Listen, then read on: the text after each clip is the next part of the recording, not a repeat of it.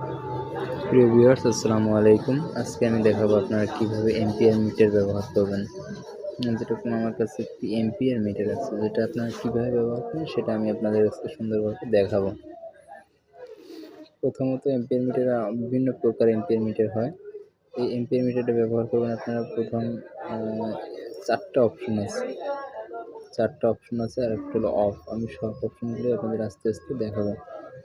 যেরকম তারগুলো ঢুকিয়ে নিচ্ছি, আপনারা দেখতে পাচ্ছেন।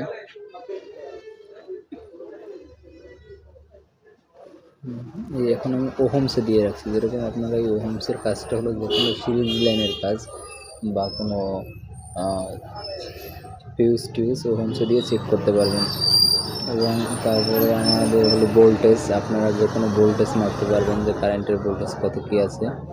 তারপর হলো অফ, এবং ওখানে এর সর্বশেষ কানায় হলো এম্পিয়ার। এখন দেখতেছেন আমরা ভোল্টেজ মাপতেছি।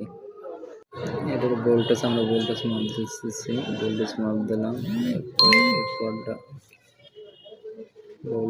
এরপর আপনারা দেখবেন যে কীভাবে ভোল্টেজ এম্পিয়ার সবগুলো আমি দেখাবো।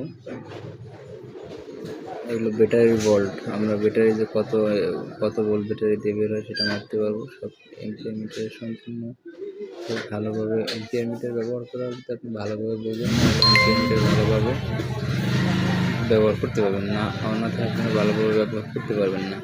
এবং এটা সর্বশেষ এম্পিয়ার মিটার। এম্পিয়ার দেখা যায় যে কোনো একটা ইলেকট্রিক জিনিসে কত